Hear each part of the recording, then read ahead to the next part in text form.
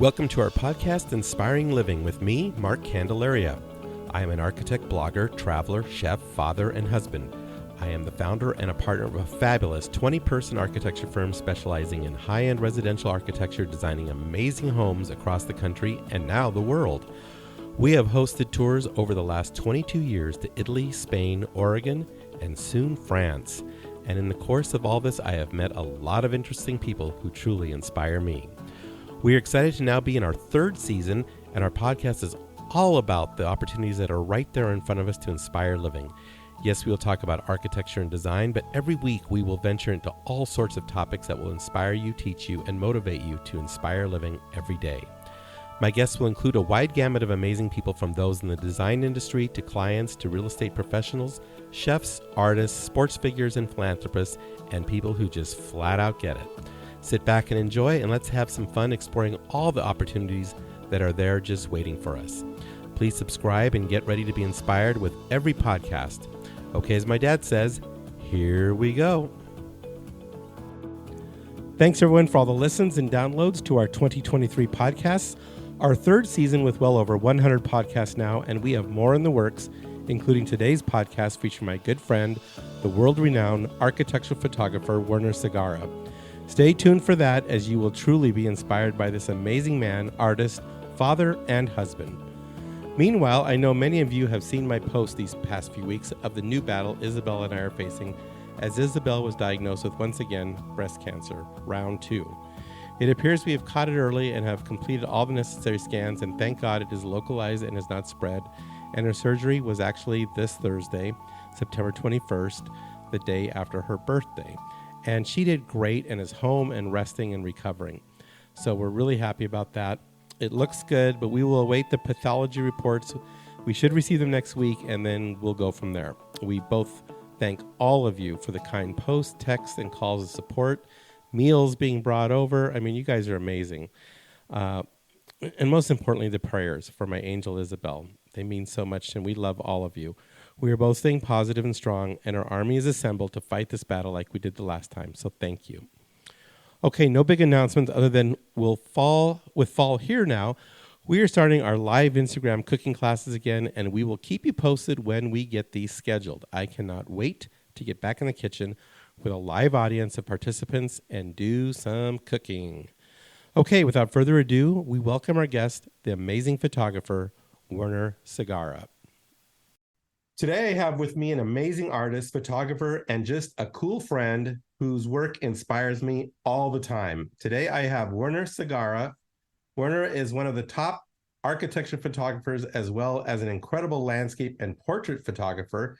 So welcome, Werner. So great to finally have you on our podcast. Mark, complete honor. I really appreciate it. Thank you so much. Oh, you're welcome. So we're doing this by Zoom. Which is fine. We're both busy guys, and so we just said, heck, let's just jump on a Zoom and make this happen. So exactly. So we started working, I think it was about 10 to 12 years ago. If I kind of look back, it might have even been longer. I don't know. What do you think? I might have been photographing some of your homes before that, by maybe 10 years before that. Okay. I didn't really meet you. I knew who you were, but yeah. Yeah, so I mean, you're probably like me. 10 years goes by pretty quick, doesn't it? It's gone way too fast. I got kids now, and it goes 20 times faster. So. I know. You'll just wait and see. My baby just went to college, so it goes faster and faster.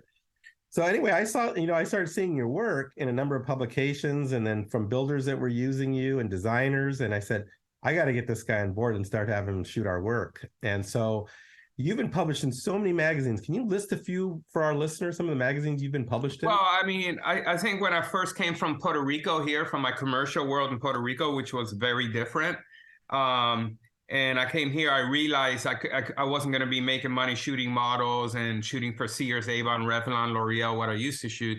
So I had to kind of change my style, and I had dabbled in architectural interior design photography a little. In Puerto Rico for one of the magazines once a month. And I went to Phoenix Home and Garden, and they loved my work and hired me right away. And that's where I started my architecture interior design career. That's interesting. I didn't know that. That's awesome. Yeah. So I would say Phoenix Home and Garden was probably in the architectural world, right? Yeah. Was probably the first. And then Lux, I mean, Just quite a went few from of the there. some of the national ones. I can't even remember half the names. Sometimes if they don't send a magazine to me, I don't even realize I am in the magazine. So, but in Southwest Style, of course, and there's traditional home, all types of magazines. Yeah. Well, and then your photography is also featured all throughout my new design book, Mark Candelaria Homes, which the link, by the way, is in the story notes. So if you want to order your copy, it's right there. And I think at least half the photos in that book are your work, Werner. So, Well, first, I want to give an incredible thanks to you and being on the cover. I mean, how much more can I be honored? That's incredible. yeah. And and the book, I mean, like I always want to say this, a lot of people say I'm good, but I'm only as good as you guys are. Well, it's the same for I'm not us. if the architect or the interior designer is not up to par, I'm not going to be any better than them. And I have a very lucky, which I call myself lucky for, honored clientele that I'm shooting for. It's You are. incredible that I'm shooting for the best here in Arizona Yeah. all the time. Well, it truly is all about the people you associate with and work with. I mean, that's what elevates all of our game. When you work with great people, it makes it all so much better and funner and just a great experience when you have that group of people around you, don't you think? Yeah, no, I think it's great people and understanding that, for example, you and I and a few of the interior design, we have this open understanding and make it fun, make it easy, make it and I think that is so important too. Yeah, for sure. It's all about having fun and the spirit and the energy. When you've got all that good energy around you, it only helps make the work great, I think. Yeah, and it's also coming on your side, the good energy. Yeah. You know, not one-sided, two-sided there. So speaking about energy, let's start by talking about your show. You have a big show coming up at the Western Scottsdale Spirit Museum of the Scottsdale West. Museum. Yeah, right. Yeah, at Western Spirit Scottsdale Museum of the West. Yep. It already opened up in June, but we decided to have our reception on September 28th because Everyone's gone. it's not a really good month. A lot of people are out, or most of my clientele is out, the heat. And yeah, so we have it's actually turning into a pretty big reception. It features 57 large scale images, 4 by 5 foot prints Wow. of 30 years of me photographing the Northern Mexican Cowboy in Sonora, particularly in the high sierras, in the high mountains Nice. of Sonora. Yeah, and it also features 3 TVs which show about 2 hours of clips of me photographing in the mountains over the years. That's awesome. So let me ask you this. You're from Puerto Rico, correct? Yes. Now, why the northern Mexico? Well, I was born in Puerto Rico, and then when my mother remarried my stepfather, eventually we left Puerto Rico, moved to California for a year, and then he got a job with Aramco, the Saudi Arabian oil company. We ended up living in Saudi Arabia. Wow. And so in Saudi Arabia, they didn't have high school. They would the company would send us to boarding schools. I ended up in a boarding school in Verde Valley, here in Verde Valley, Arizona, Sedona, Verde Valley School. Huh. That school, while I was a boarding student at the age of 14, they had a program where they would do field trips for 10 days and they would leave the kids in northern Mexico at the and all over the U. They would do field trips all over the U.S. Mm-hmm. But I was sent to northern Mexico, and I was sent furthest down south, and I ended up in cowboy land by accident. Wow. And that's how it started at 14. So I have a relationship that goes back almost 40 years now. Isn't that great? With the Mexican Cowboy, yeah. And at the time when I was sent there, there was no electricity. The roads weren't paved. It was wild. It was like going back into the past. So it really was the wild, wild west at that point. In a way it was, yes. And I mean, you can even find it on the maps back in those days. Wow. So that kind of got ingrained in your subconscious. I'm guessing that lifestyle and that look and that feel and that culture and that. Well, I think growing up in Saudi Arabia, my mom is German, my stepfather is American. I was born in Puerto Rico, so I was already born in the culture and the Latin culture. And then going to Saudi Arabia, I love the Saudi people and the country. It's incredibly beautiful. And then my mom taught me the arts. My stepfather taught me photography when I was a child. He used to take me to go do prints and revelar process film. Yeah. And, by the age of 7, 8. So I was very lucky the way I grew up, very deep into the arts. And then eventually I did a whole circle, returned back to Puerto Rico, to the US, and being thrown in the middle of Mexico and this wild cowboy country on top of that, it kind of made me who I am these days. Yeah. I mean, that's exactly how it happens, doesn't it? You become who you become based on your experiences in life. Exactly. So that's I think it's an easy concept to understand, but I think when you really study it and figure out who you are today, you look back at all those experiences, those travels, and it really does, it forms the composition of who you are. Exactly. Right? 100%. Yes. And then, so you got a German side on you too, don't you? Just like me. My mom was born in East Germany. Sorry. Yeah, my mom is from Hanover, Germany. Okay. Yeah. And she met my father before everybody traveled on planes. She met my father on one of these big boats that Jaja Gabor used to take. and my father made her fall in love with her, and they moved to Puerto Rico and had me. And then eventually, a few years later, they divorced and she got married to my stepfather. Gotcha. But, yeah. Interesting. So, yeah, I did live in Germany for a little while. I lived quite a bit in Puerto Rico of my life. Yes. And I constantly go back and forth there. That's interesting. That's very, very cool. So tell me a little bit about the show. Tell me what and then the reception is private, right? It's by invitation only at this Thursday. Yeah, it's on September 28th and it's by invitation only, right? So the show it portrays 57 of my large format images of 30 years of images. It's not only about the cowboys, it's about the whole Sonoran cowboy culture up in these high mountains. Sorry about that. Okay. So it's about the women. It's about the sons, the daughters, how an entire family needs to run a cattle ranch. I started off with the cowboys when I was younger, and then I realized this wasn't enough when I wanted to publish a book. And for example, my wife would start giving me ideas, which I didn't even think about. Like I started going, I'm tired of photographing these single cowboys. She goes, well, why don't you do generations? Yeah. Like father, grandfather, son. And it kind of clicked on me.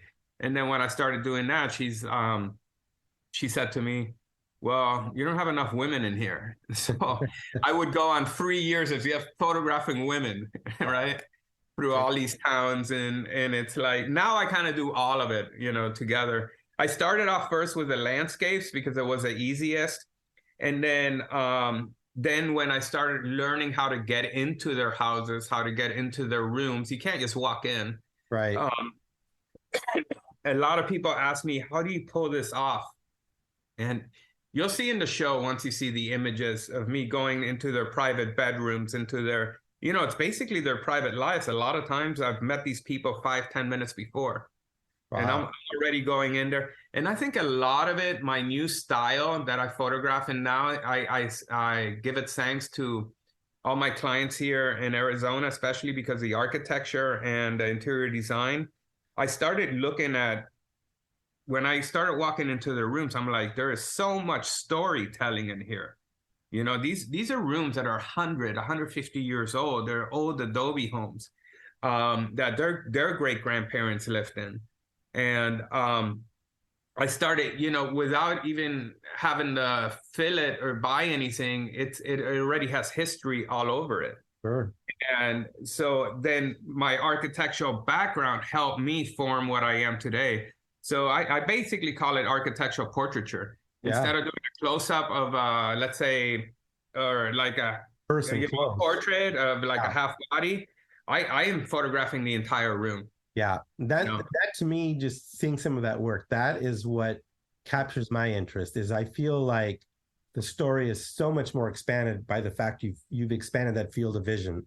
It's like I feel like I'm in that room with that person. I mean, it's like you feel like you are there, and that's what's so freaking cool. Yeah, that's what I'm trying to make you feel like you're in a room with a person, especially with large format photography. Right. And not only that, when you see these at 4 by 5 feet and you start looking at it, you can start exploring. You'll see eye drops, you'll see a Vaseline bottle, you see the future and the past. You see the LED light bulbs, and like a 200-year-old Adobe home. It's so I don't want to steal all your secrets, Werner, but when you do a shot like that, tell us a little bit how that shot comes to be. I mean, you just walk in and go, okay, this looks great. Boom, take a shot and you're out of there. Yeah, a lot of people. Is it studied? I mean, you sitting there studying it for hours. No, I think what it is, it goes all the way back to the beginning. Like I'm sure your work does, right?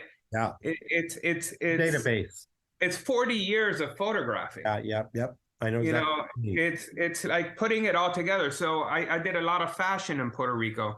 I did a lot of, I shot for Sears, Avon, Revlon, L'Oreal. I would shoot watches. I shot everything. And I think being able to shoot everything, you start learning about every little technical detail, from close-ups to wide rooms to, and then when I came here to Phoenix, Arizona, I had to learn how to shoot architecture in a more correct way than what I was used to photographing over there, and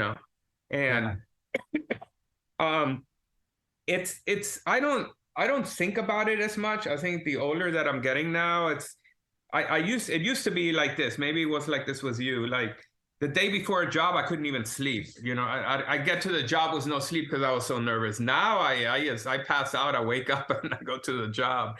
And I learned, don't think about it too much, because then I think then your expectations get too high. If you have too much vision, you gotta also deal with what's there in front of you at the time and I don't know how to explain it well. Oh, no, you're explaining it perfectly. It's exactly how I design a house. I mean, when I design a house, a client will give me a list of rooms. They'll give me ideas of what, in a written form. This is kind of what we want. And I think it'd be really tempting, and probably a lot of architects do this, is just start drawing something, Yeah. And I do exactly what you do. I wait until I get in front of that client with a blank piece of paper and take the list, and we kind of design it together. We let that moment. Exactly. Because I could go down some rabbit hole that has no bearing on what the client wants. Whereas if I'm doing it collaboratively, and then you get there, and then it's no good. Everything you did, it's wasted. And then you got that energy that you spent, and you want to defend that energy that you spent. So right away, the client are at odds. Whereas I like what you're saying. That's the way I do it. I get in the moment. I'm in the present of that moment with that client, and what happens, I have no idea what's going to happen, and I just let it happen. Exactly. I think I let it happen. A lot of people, it's how do you plan for this? And I go, I really don't, because there's no planning, because every situation is different. Yes. And I go in, I feel the room, I feel the person, and I try to feel, okay, I think they're going to be comfortable with this or that. Yeah. And I've been doing it so long. I most of the time what I'm thinking, do I have the right f-stop? Am I at the right shutter speed? Is a photo in focus? I already know the composition is killer. I'm just like, okay, I don't want to mess this up because there's no coming back. Right. That's very, very cool. I love that. So how long does the show run after the 28th? Is that the end? It's going to be, I believe it's up till February 20th or 25th or something like that. So people have plenty of time to go check this out. Yes. And it's in conjunction with the Andy Warhol show. Oh, that's a good pairing right there. I would say so. How lucky am I, right? How lucky is he? Is what I was going to say. Well, he's the undercard. Okay, so I understand that the Mexican consulate of Phoenix reached out to get you involved in this whole. Yeah, what happens is I am really good friends over the years being in Sonora. Yeah. I've met I've met senators, I've met all types of people that were really interested in my work over the years. And, they kept saying to me, my God, you're rescuing our culture. Or Exactly. what's, because it's with technology all over the world, culture, I believe like culture disappears, right? Well, it's like That's not a Instagram. bad thing or a good thing. Yeah, It they're like is what stories it on is. Instagram. They dissolve in a day, you know? Exactly. Well, not only that, like the culture, the way that the Adobe homes were built, and and now that everybody wants, now you can start going up to these towns and they got IKEA furniture that they purchased at the major city, right? Yeah. So they're Where losing before that. they would build it all themselves, you know. Exactly. And those are and I've seen that change in the last 20, 30 years. And Wow. I try to, when I go photograph, I try to still find the old way, right? The traditional way. And another thing I want to point out is I'm not photographing the super rich ranchers. I'm photographing the little ranchers. Yeah. Yeah. And because it is the high sierras, which means the high mountains that are, there are a lot of cliffs and the big ranchers aren't as in there as the small ones because the big ranchers want the flat land. Right. Right? They would rather where they can have their thousands and thousands and thousands of head of cattle in. Mm-hmm. These are the little guys that have some have 50 heads of cattle, some have 100, some have 2,000, but they're the smaller ranchers. Right. And they're still living closer to what the original culture was all about. They're still They living. are, but they're also into the technology is creeping in. Everybody has internet now, where when I went there 40 years ago, it was dirt roads and they didn't even have telephones. They did have telegram back then, and that's, I would send them a telegram and go, hey, I'm flying in. And I would pray that when I flew in, that somebody would pick me up because I had no way of getting a hold of them. Wow.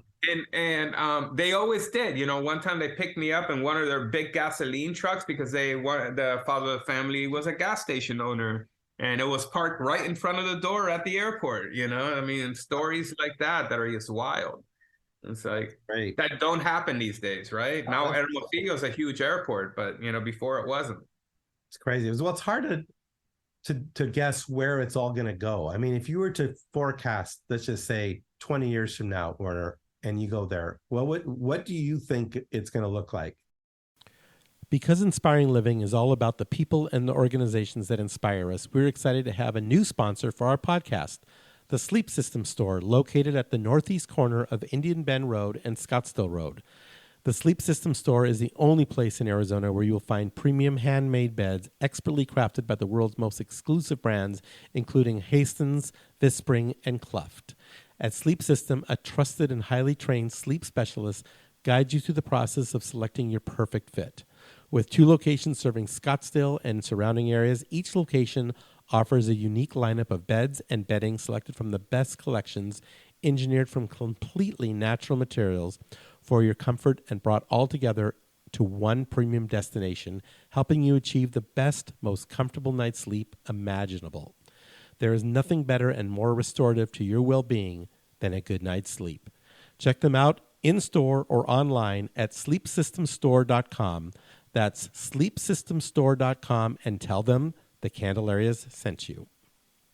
Right now, if you go up to these mountains, when you go from ranch to ranch, there's nothing in between. Yeah.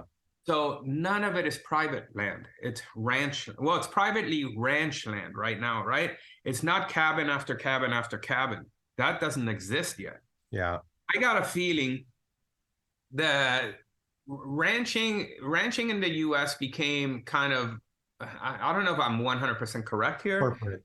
but the cowboys, or let's say the ranchers here in the U.S., a lot of them disappeared because it was too costly to raise the cattle for the amount of money that they would make. And they only make money once a year, right? You sell the cattle once a year.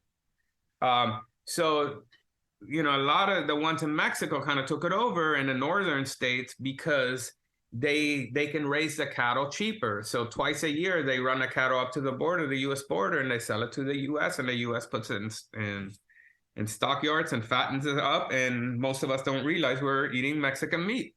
Huh. It's interesting. Right? I had no idea. So, but now it's becoming very costly over there. Let's say 40, 50 years later, these ranchers that I'm working with, they've been for over 100 years bringing the cattle to the border for U.S. consumption. Wow. Whatever, because why? Because they make more money selling it to the U.S. Than if they sell it to their own country. Wow. So, but I've seen the cattle industry is a very hard industry. You're dependent on weather over there because these are free range mountains. So most of the cows are running around free range. And for example, right now there's a big drought. It hasn't rained this year really. And it becomes very costly to maintain that cattle. Yeah. So anyways, what I think I'm seeing in maybe 20, 30 years from now, I got a feeling at some point it's going to become more like the U.S., these incredible, beautiful mountains.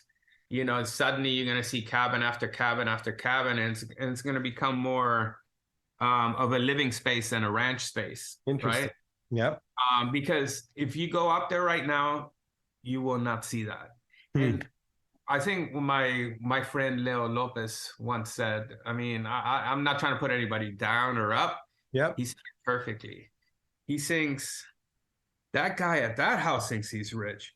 But this cowboy over here who has a dirt floor owns that mountain, the mountain behind it, the mountain behind it, and the mountain behind it, Wow. It's like, I think it's just a whole different way of looking at things, No, and I think that's the old way, right? And things are going to change. That's inevitable. And I don't think it's a good thing or bad thing. It is what it is in life. Yeah. But what's nice is you're capturing it along the way. I think that's I've been very lucky that I found it and that I realized I have to capture this. Yeah. My intention wasn't to save the culture. I was told later on I was doing it. My intention was I just wanted some badass photos of cowboys, but then it completely turned into a completely different project over time. Yeah, it's cool. And I kind of get what you're saying when you can see the picture behind me here. Yes. I've always loved, I grew up in Durango, Colorado. I've always been around ranching and cowboys, and I'm a Scottsdale Charro, and we do our 4-day ride every year. And it's just something about when I put that cowboy hat on my head, I almost become a different person. Yes. Does that make sense? And yes, because for example, I'm never going to be a cowboy. But you know what? I play cowboy by getting on the horse and following them everywhere, right? Yeah, I'm not a cowboy either. John Schultz might be a real cowboy, but I'm not. I'm a fake cowboy. I can ride, but I'm not going to say I can lasso like them or anything like that. I mean, these guys are born. The people that I'm photographing, what people have to realize, it's not like they were in a city one day and go, oh, I want to be a cowboy. No, these guys were born cowboy or going to die cowboy. Yeah. It's generations, and generations. And that's why I love photographing the father, let's say like an 80-year-old father was his, 60, 50, 40-year-old sons with their sons, And the baby. And the baby, and they're all working the ranch still, That's so cool, isn't it? It is so cool. And it takes a certain type of person to be. I think it's an incredibly hard job. It's not it's more glamorous in photography than it is in living it. Yeah. Or in the movies. It's a very tough life. They work, if it's 120 degrees here, it's 120 degrees over there, and they got to work. Right. It's not, we have like, including me, we're soft, in a sense compared to them. Yeah. So now you have a book out also, right? You have a coffee table book. And what's it called?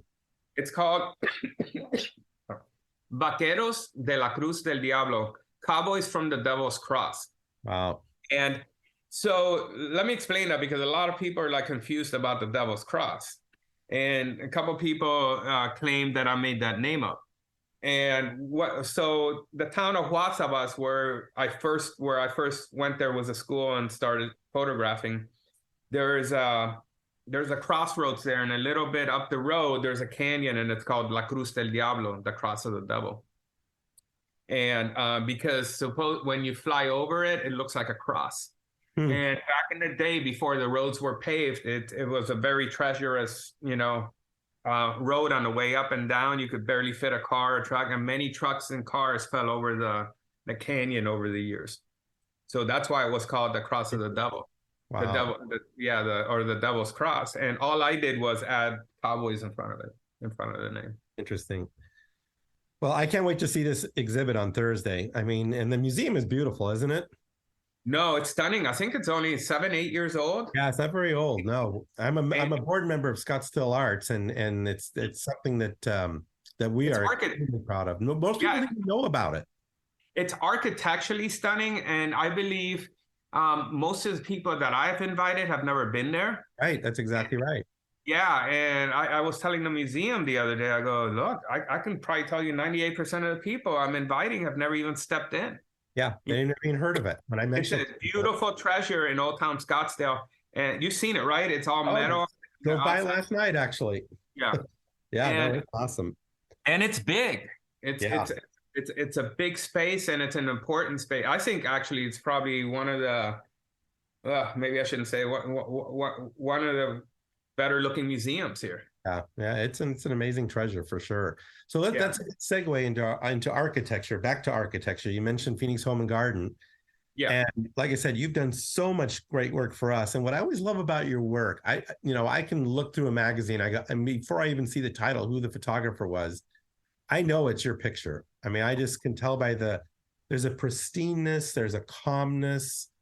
I was trying to think of the right adjectives to define your work, and it's harder to find. It's just something that you see it, and I know it, you know? And so I always love working. I always love when you're on the shoot. I always like being there when you're shooting. Yeah. First, because I just think you're a cool guy, and I just love your energy, and I just love you being around you when you're in your creative mode, because it inspires me. But your work is just fantastic. And how did you develop that style in architecture? Because to me, there's similarities to what we just talked about with your people and places and things, but there's quite a difference, I think. It's definitely lighter and brighter and fresher on the architecture. Yeah, you named it. How did I get there? I'm not even sure. Sorry, I got. It's funny how that happens. A little cold here. Yeah. So, a lot of people have asked me that, and I think it also has to do with my past where I grew up. And another thing besides, you said the right words, like lighter, brighter. Mm-hmm. I love the lightness of a style in architecture, even if it's older. It took me, when I got here, to find that style. I would say it took me a good 5-6 years to figure it out. And it has to do with all the commercial work that I've done over the years, from shooting fashion to shooting portraits to shooting. And I was always attracted to the lighter, brighter side. Yeah. And the other side that I'm attracted to is color. I love color. I'm Latino, so Latins love a lot of color, saturation, pumped up color. I think it's very Puerto Rican, Mexican. So I think I have that a little bit in my blood of where I grew up and where I'm from. Right. Example, in Europe, they like, which is also a very cool style. I've never been able to pull it off, is they like the cooler side, right? Yeah. And it's not good or bad. It's who you are, right? And if somebody would call me and go, I want this type of style, I would probably go, well, maybe call somebody else for that. Right. Because that's not me. But I also think, like, I love working with you because I need that energy. Sometimes I get asked, hey, yeah, we want you to go, here's that, we're gonna want you to photograph this house. And but they don't want to send the interior designer or the architect. And I'm like, then I don't want to shoot it, because I think it's a very important part that I also understand, where when you point out things that you have had to work really hard to get to that stage, and it's important in the architect and the photography to produce that for you. Yeah, and I mean, basically, what I like to do with you is I like you to convey my story of this house. Yeah. Here were the challenges. Here's what I think is something really meaningful about this house. And then I always love the way that you capture it. And it's like, yep, that's it. You nailed it. It's perfect, And some photographers don't get that. I mean, I think that's just shoot, and we're out of there. When I watch you work, it's fun to sit there and collaborate with you and go, I think let's turn this a little bit that way or something. And you're great about that. I mean, as accomplished a photographer as you are, you're still willing to collaborate and work and just be a part of the end product with me, which I love that. No, I think that is so important because if it makes it better for you, it also makes me better. Sure. You know? And I think collaboration is so key. And for me, especially in my type of work, I believe also if you weren't there, I might not be able to photograph it as good. Yeah. Because you might see things that I don't see, but I might also see things that you don't see, and now we collaborated and turned it into a monster. That's totally it. I mean, bingo, you nailed it. That's exactly what it is. And that's why I love being there at those shoots because of that reason, And also because, because I'm going to tell the homeowner, we're going to flip this whole living room around, We've done that a few times, haven't we? Yeah. And before they freak out, I'll let Mark say that. Well, what's funny is after we've done it, sometimes they go, wow, I really like this. Let's leave it like this. Yeah. Then the interior designer's flipping out. Yeah. And then, no, but also I work with a lot of interior designers over the years and, like some of the best here. Oh, yeah. And we do it all the time now because it's also what's good for the photograph is not always, what might be perfect for living might not be perfect for the photograph. It's right. And sometimes it is, but a lot of the time it isn't. And we do have to switch a few things around. Sure. To tell the story, right, of what the house is. About the story. So let me ask you this. In terms of your favorite architectural styles, do you tend to be more of a modernist, a traditionalist, or do you not care? You love all of it? Well, I mean, I shoot it all because, I've shot for you or everything. I've shot modern, I've shot traditional. And then I go to Mexico and I'm shooting super traditional over there. Yeah. Right. So it's, I don't know, the way I look at it, as long as the project, I love both. I think if the house, the architecture, the interior design has energy, I want to shoot it. Yeah. And a story. And a story. Yeah. And I don't think one is better than the other because I've been shooting this for years and years. And I can tell you of traditional homes that I'm in love with, and I can tell you of, contemporary homes that I'm in love with. And then you got my wife who loves something else, So it's like, and gotta pay attention to that. Yeah, exactly. And that's why we're employed, right? So right, that's exactly right. So let me ask you this: who are some of your favorite photographers, and tell me why? Well, I'm going to tell you my favorite. Okay, my number one photographer who I first fell in love with, thanks to my stepfather, Victor Hansen. He's the one that got me into photography as a child. Yeah. This was his hero, Ansel Adams. Oh, that's why I love landscapes. And when you see my landscapes at the museum was the Cowboys. Yep. Ansel Adams-ish, right? Yeah. The only difference I did was I added the cowboy in there. Yeah. And it gives you a sense of proportion, how big that mountain is next to that horse, and the proportion of where they're working in. Right. Then my other one, my favorite fashion photographer ever, and this is where I learned storytelling because I try to make each photograph that I take say a story. Yeah. I believe if it doesn't say a story, what's the point of taking it? Right. We're not taking it. Sometimes you can use it as a B section where you add a few photos together and it looks incredible. Right. But so my other one is Patrick Demarchier. I don't know if I'm saying his name correctly. He died a few years ago. I felt like all his fashion work, out of all the fashion photographers, every single image that I ever saw him, I would just stop and look at it because it told the story. You can make up your own story. You don't have to know what the story is. But for example, I want when children go to my museum show, they look at that photograph, they're sitting there making up their own story. Right. And then if your photograph can tell if your one photograph can tell a story, then you have a powerful photo. Yeah. And then there's three photographers, Ansel Adams, Patrick Demarchier, and Sebastião Salgado. His work is amazing. That's where I think I really started refining my black and white. Yeah. Um, he's, and I saw what it took, and I learned, I think, just by looking at his books, I've never met him, how much effort it takes to photograph these areas. You can't go there for a month and say make a book and it's over. No way. This I've been photographing this place for 40 years now. Yeah. Not that doesn't mean professionally. Maybe the last 20 years professionally. Right. And I'm going to continue photographing it till the day I'm not here anymore. Yeah, well, that's the other thing I tell people a lot. And in fact, I just was talking to a prospective client yesterday about the whole concept of the sprint versus the marathon. And I think so many people are out there to win the sprint and just get the sprint done, and they're not thinking about the marathon. And I've learned, and I think it's just something that comes with age, that you're really in a marathon. You're not in a sprint. Yes. You got to play for the marathon. That's why I like what you're saying. It's an accumulation of all the experiences you've had over your personal marathon that you're encapsulating now in your current photography. Yes. Right?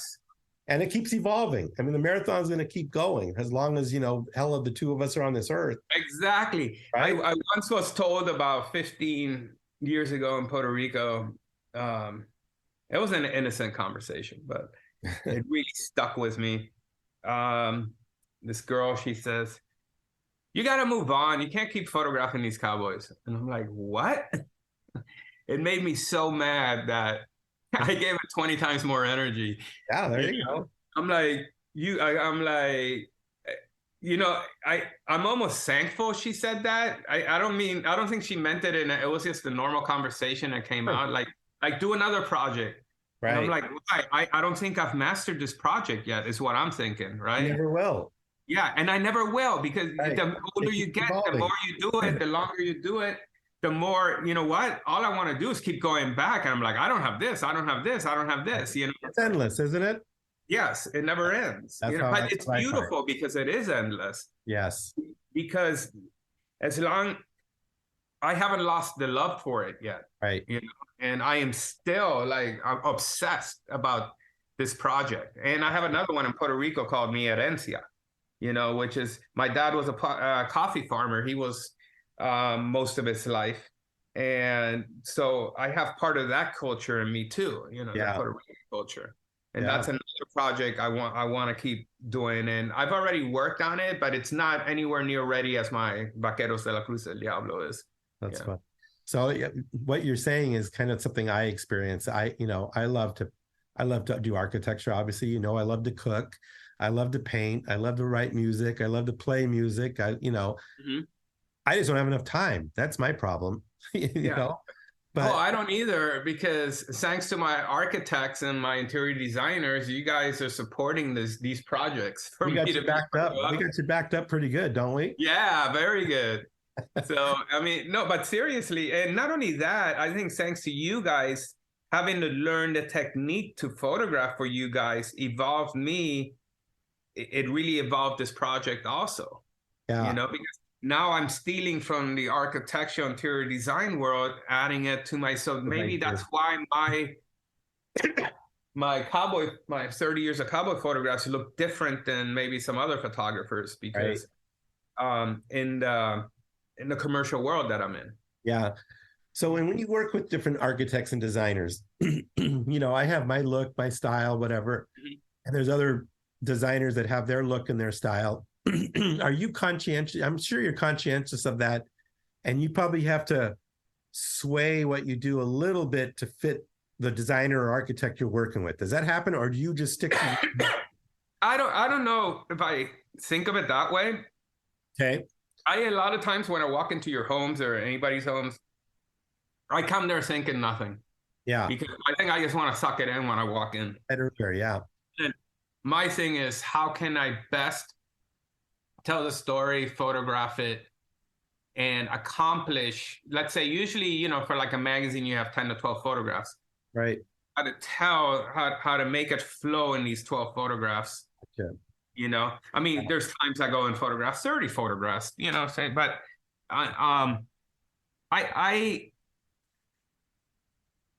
Mark, sometimes I don't think anymore. Let it happen, right? I think I'm at peace with myself, that I feel confident. Yep. And what I want to do is I want to work with you and make you as happy as possible. And at the same time, make me happy as possible, that we both have a product that you could sell, that we could, because it's to do the best job. When I walk in there, it's to do the best job possible, period. Sure. I mean, if we do the best and you do the best, that only brings us more work. And not only, if it takes 3 hours to do one photo, it takes 3 hours to do one photo, right? I mean, we're not sitting around doing nothing. So, and I know, like you, 3 hours goes by like a blink of an eye when you're in the moment working. Yes. That is, and that's what you want. You want it to go in a blink of an eye, because if time drags, oof. And you're not on the right path usually. Yeah. So what inspires you? You mentioned these photographers, you mentioned travel. Do you ever feel like, man, I need to get out there and just get inspired, or take a trip, or what things do you do to create inspiration within work? I think, well, my side projects, which is my fine artwork, that gives me inspiration. Oh, there you go. So I found how to get that inspiration. I tell a lot of my assistants who are going to become, if they're going to become architectural photographers or in whatever field, I go, you have to, besides that, you have to find a project for yourself. Because remember, in the end, this is your making, right? This is your life. So this is Mark Candelaria's home. I photographed it beautifully, but you built it. Right. Yeah. So now I could say, like, maybe my Mexico work, that's what I built. Yeah. Right. I can't say I built. That's why I say I'm as good as you guys are. Right. But I'll give you 100%, but in the end, it's Mark Candelaria or David Michael Miller, or, whoever the interior designers are, that is them. And I sometimes feel like, oh my God, I got these incredible, beautiful images, but if I wasn't working with you guys, I wouldn't have them. Yeah. So, and then maybe my artwork gives me that sense of freedom and, like you say, rejuvenation, because now I'm excited to go there and go, oh yeah, I captured something that nobody has, like, I don't know how to explain it, but you explained it real well. I mean, again, another thing that I've always liked about you is just your energy. I don't sense you're a guy that wakes up in the morning and goes, well, I don't know what the hell I'm going to do today. That's not you, right? On top of this whole life I have 2 little 9-year-olds. Yeah, well, that takes up some time. And they suck up my energy more than anybody. I can go to a Mark Candelaria shoot or any interior designer for 10 days straight, and then I go home, then I'm 2 days with the kids and they've worn me out. It's like... Well, like I said, enjoy it. It goes by fast. So no, I think a lot of it, I'm very lucky to have an incredible, beautiful clientele that has that same energy. And I try to stick with those same people, because I think it's important that not only I have the energy, but you have the energy. Yeah. And I love it when we can collaborate. Like, maybe I go in there, I go, I don't like this photo. And you might go, okay. Or you see something that I didn't see, and I'm like, man, this is great. I think the collaboration is so important. You've been building this house for 5 years or 6 years. I guess there's times it takes 3, there's times it takes 6. Yep. But every nook and corner of it and angle, and so I love it when you come in. Sometimes it's that fresh set of eyes, though. I've been looking at it so long that sometimes I miss the obvious, and it's great when someone with your eye in particular walks in and goes, oh my God, I love this. I go, oh my God, yeah. I think my eye doesn't look at it the way your eye does. It looks at it the way the lens does, right? I've been doing this for so long. I know, hey, living wise, this is incredible, this angle, but photography wise, it gets weak. Yes. Right? So maybe if we shift it over here this way, it suddenly gets stronger, because just the way lenses work, right? Yeah. Well, and I think a lot of architects and designers that I know have a hard time with that. They have a hard time letting you dictate where that shot's going to be sometimes. And I've learned I'm not always right. I've learned your perspective and your view through that lens sometimes is something I'm missing. And when you bring it to me, I go, dude, I love what you just captured. I would have never seen it from that perspective. And that's something but I think that's yes, but like the same reason why I can't build a home or design a home, exactly. Because I don't have that eye. Right. I would probably build it out of a photography sense, and it would look great for photography, but it might be impossible to live in. Yeah, that's exactly. And you know what's funny? You mentioning this, I once got it was like a hotel. This was years ago, and they sent me, or it was an architectural firm that sent me. They wanted me to go photograph like 30 shots at a hotel or a house. I can't even remember. And they send me a map, and then they show me the angles. Yeah. Right. And I'm looking at an architectural drawing with no furniture, nothing, just walls. Right. It was like basically walls. They're like, we want you to photograph this angle. What do you think? I'm like, I don't know. I don't even know what to tell you. You know. Yep. I'm just looking at a few wall lines, and it's like that's why I like to preview with you. I like to go several weeks before the shoot and walk it with you. And then we collaborate, on different ideas, and the net result is just we do some test shots, and sometimes it's on smaller shoots, I try to just do it the same day. We walk through the house real quick, boom, boom, boom, put it on a laptop. Because sometimes even what I think is a great angle might not be a great angle, but then that's why I like doing test shoots, going around that room. And then what nobody even thought about ends up being incredible, right? It's I love that process. So it's not only me knowing, it's sometimes I have to figure it out too. So, So let me ask you this. What do you credit to your success? Forget about photography, just the idea of success in general. You're a very successful artist, photographer. Hard work? Is it persistence, perseverance? I think my German mother, my stepfather, and my father in Puerto Rico, very, very persistent. They're people that, like you say, they don't wake up and go, "Oh, what am I gonna do today, man?" It's like they jump out of bed and they're ready to go. They're ready to go, and I've always lived my life that way, and I think it was just ingrained in me through them. Yep. And I can't sit still like I forget it. I sit still, I'm gonna go nuts. Yeah, the same way. I tried golf, and by the whole third hole, I'm like, get me off of this thing. I got to go do something. Let me explain it to you this way. I go to the beach. I can't sit in the beach. I can't either. I can't sit on the beach. I have to be surfing or jogging, or I got to be boogie boarding or something, or I will go nuts. How do people sit in the chair for 4 hours? I can't do that. I can't do that. No way. Yeah, that's so funny. Okay, so what's next on the horizon for you, Werner? Are there some new things you're thinking about or new ideas? No, well, I'm thinking about, I do have a big trip going into Mexico, into areas very deep into the mountains that I've never been in before. So I'm really excited about that. There are kind of areas you can't get into.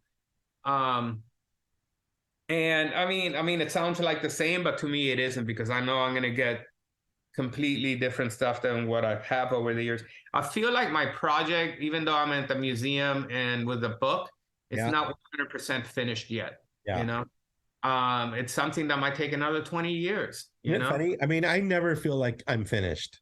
Yeah. You finished the book, right? And now you're like, oh, I need book 2 already. Exactly. Book 2, book 3, book 4, And I think that's what keeps us going, and it keeps us living. I think it's so important. I want to do my Puerto Rico work. I feel like I'm only a quarter of the way there. Yep. And obviously spend more time with my family. And so I think I'm very well rounded off the way I have my business going. I'm very lucky with my clientele. So I'm in a happy spot. Let's put it that way. Sure, for sure. And you can see it when I talk to you and just look at you. And it's just always feel that way about you. What about now your kids? You mentioned that you were inspired by your parents at an early age. Are you doing the same with your kids? Do your kids have an interest in Well, I try not to push them into photography, especially. they're like, oh, Dad, the show again. Work too hard, Dad. That's the one I hear.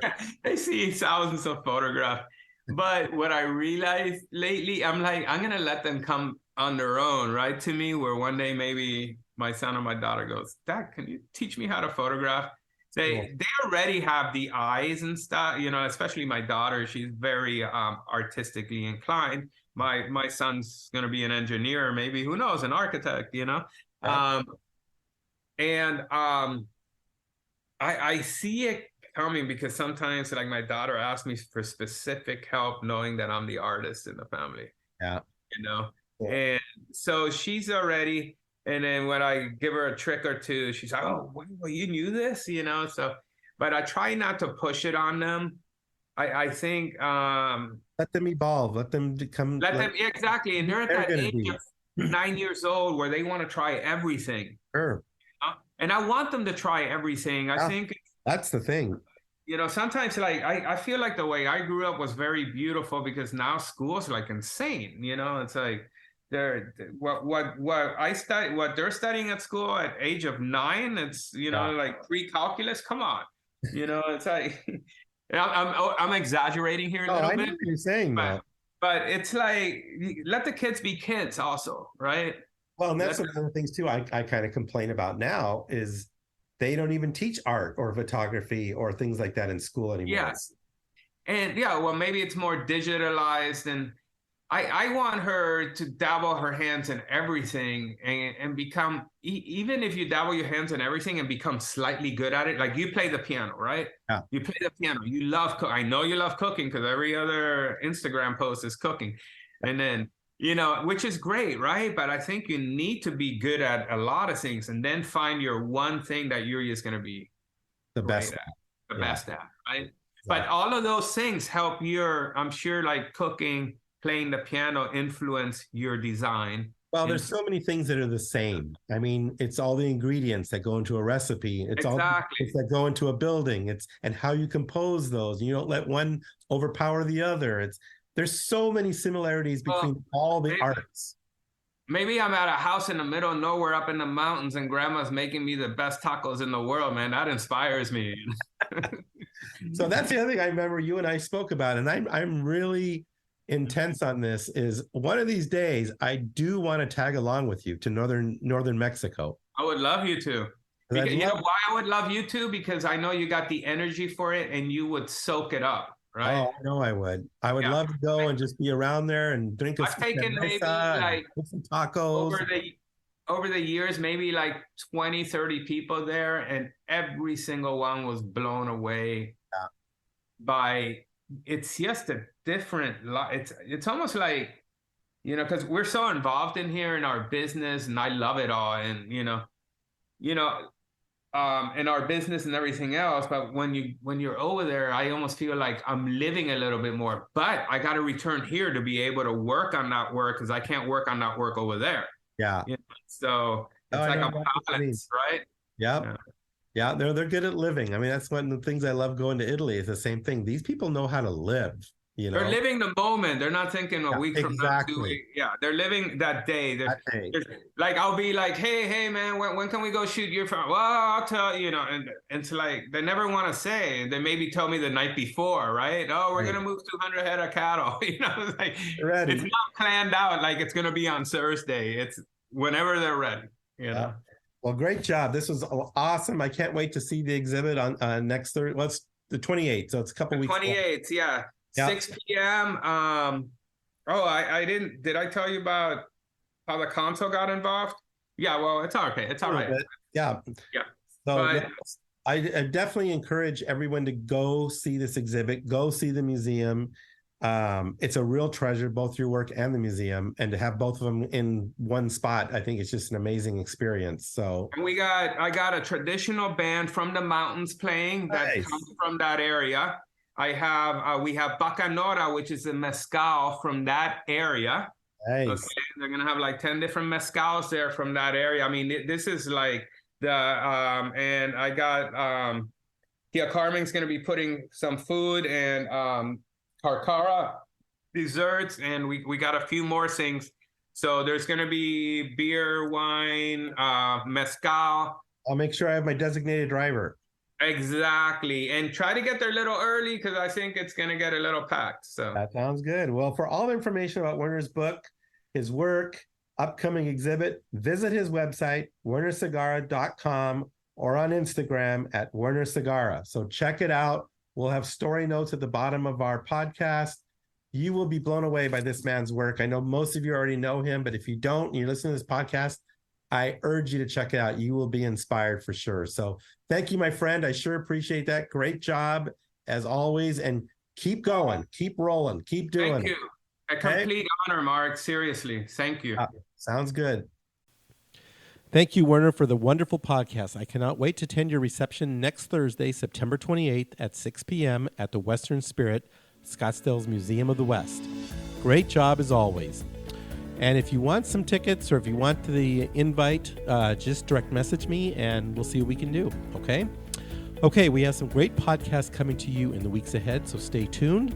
Thank you for your continued listening. Thank you also for the ratings and reviews. Please give us a rating and review as it really helps promote our podcast. Let me know that you did, and you might just get a signed copy of my book, marked Candelaria Homes. We do our best to inspire living in everything we do, from our podcast to our cooking classes, our book, our homes, and our tours. Okay, have a great week, everyone. Stay safe. Get ready to enjoy some amazing fall weather, and keep those prayers coming from my Isabel. Let's all live our lives with love, compassion, grace, and positivity. Thanks for the listen, and we look forward to connecting again real soon. This is how Monogram is always thinking ahead and inspiring and elevating the kitchen experience. Because at Monogram, they don't just elevate one thing, they elevate everything. I want to say a big thank you to my good friends at Stockett Tile and Granite Company, where your project is our priority. I want to thank the Stockett team, along with so many others who contributed to the success of our fabulous demonstration kitchen in our new Candelaria Design office expansion. You will have to check out online our video cooking classes, and our kitchen is amazing. I've had the pleasure of working with the Stockett team for nearly 40 years on many spectacular projects, and trust me, they are the epitome of excellence when it comes to tile, marble, and granite work, bar none. Their skill and customer service is impeccable, and the bottom line is they are just good people. I have traveled with and dined with and just had good times, both personally and professionally, with Dave Stockett and his lovely wife, Becky, and they are the best. When it comes to your next tile and stone project, make sure Stockett Tile and Granite is a part of your team. Thanks for listening. We hope you enjoyed our podcast. We encourage you to write a review, screenshot it, and share it with your friends.